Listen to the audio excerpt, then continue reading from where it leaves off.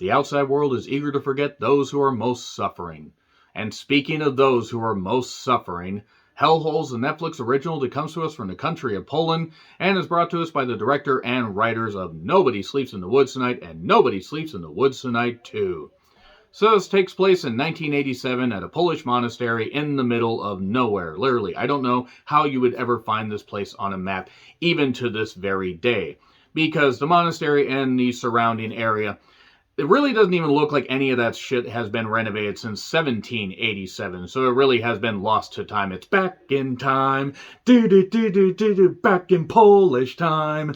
I wonder if Back to the Future was a hit in Poland. Nevertheless, there is a police officer named Merrick that is infiltrating this monastery, posing as a priest, because he has heard about a bunch of missing women, and he's trying to figure out, are the women actually missing? What's going on? Is anybody at the monastery responsible? Is there an evil presence going on? What is actually going on? He's trying to solve this mystery and rewrite history, Polish DuckTales. Woohoo!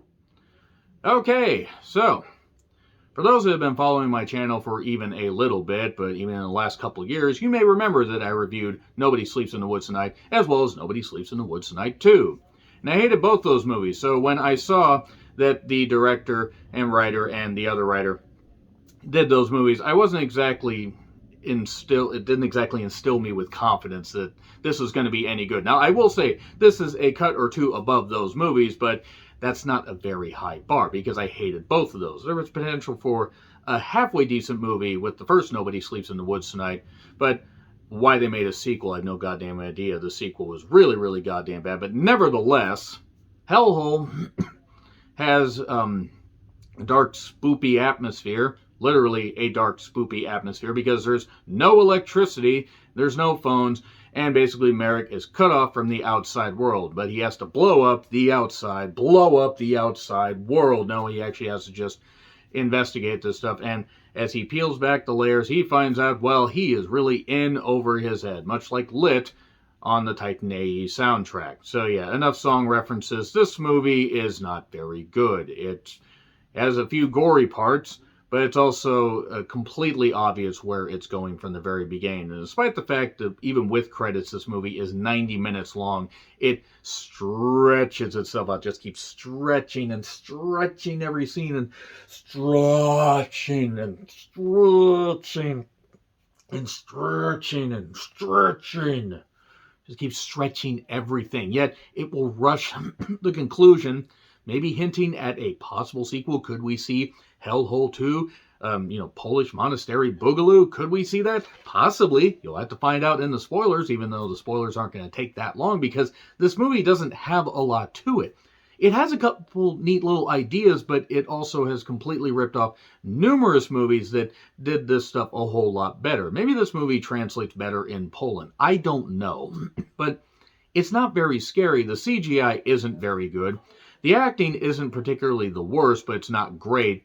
And also, so many of the actors look exactly the same. That could be down to the fact that the movie, in its attempt to do a dark atmosphere, is just dark for the sake of, this sounds like a nice scene. These sound like good actors. I sure wish I could see them. But anyway, nevertheless, the movie just kind of peters out early on, and then they try for a bizarre twist that really isn't bizarre at all, and it tries to give you a false ending, but then you realize there's more time left and it's going to have to do something. It eventually does something, and it completely rushes the end. And it's actually kind of hilarious how they thought that this was a good idea. So again, it is a cut above Nobody Sleeps in the Woods Tonight and Nobody Sleeps in the Woods Tonight 2, but it is still not very good. It's a terrible movie, actually. It is very, very terrible.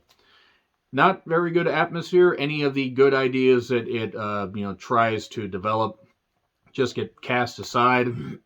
And again, everything's obvious.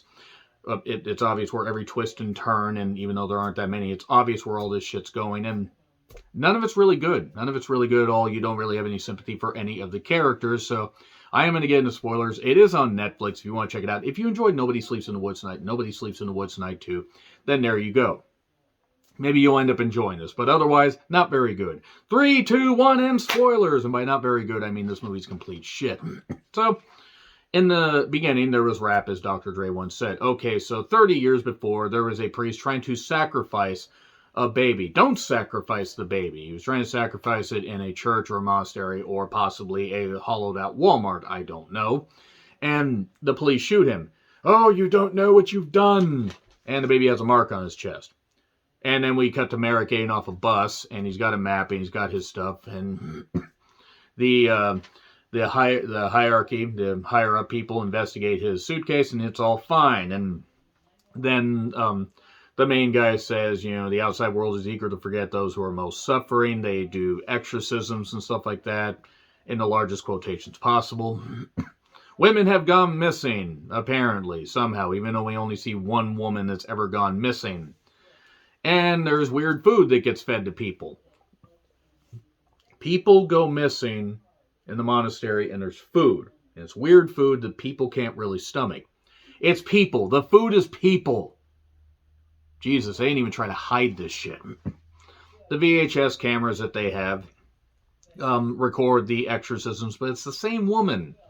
They do this to get more money from the Vatican to keep funding their sick research, and also the fact that everybody in the monastery is part of a death cult that wants to summon the Chosen One. And I wonder who they're going to use to summon the Chosen One.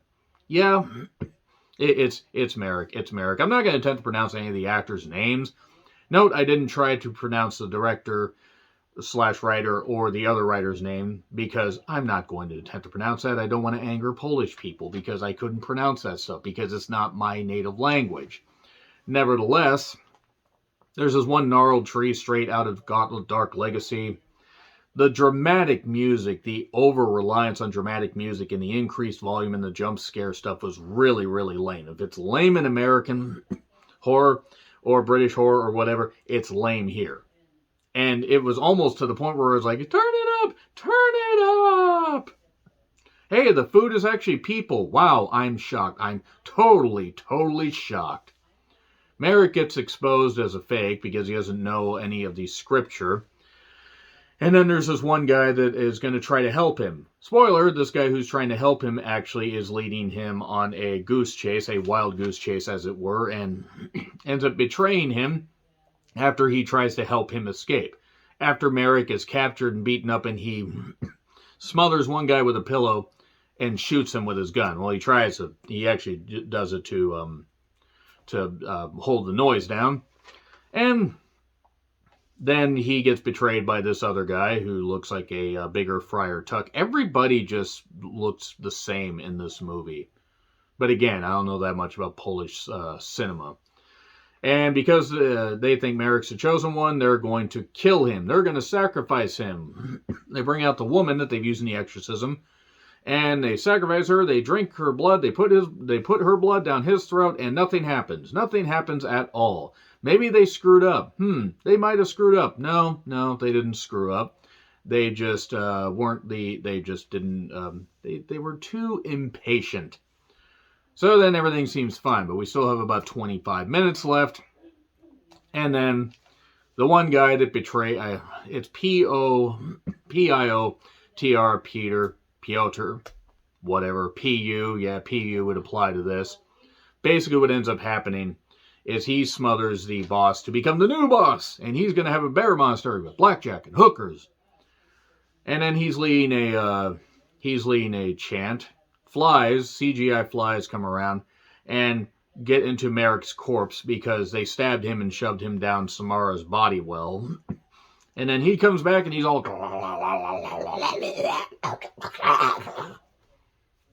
like this, and he's got the ears out like this.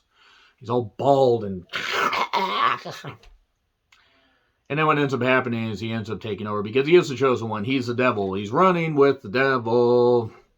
And then he makes everybody freeze and do the T-pose and flip upside down. And then he turns the world upside down, and the world is in the apocalypse. And you know what? Rather than let this director / writer make another movie, I would welcome the apocalypse. If it prevented this goddamn stupid son of a bitch's untalented jackass from doing anything again in filmmaking, I would be happy about that. Or maybe just leave it in Poland and don't give it to Netflix. At least don't give it to US Netflix. Don't plague US Netflix with something like this. What the shit was this movie? God damn it. This was shit. You know what the sad thing is? I've watched a lot of movies this year. This might not even crack the worst movies of the year list that I've seen, but maybe it should. Maybe it should. I know I'm just one viewer, but god damn it, this was bullshit. Anyway, agree, disagree, what I say. It gets an F, by the way. It gets an F. Just in case that wasn't obvious, it gets an F. Agree, disagree, what I said. Like, share, subscribe, Twitter handle in the description. I'm John Rickland. I'll see you soon.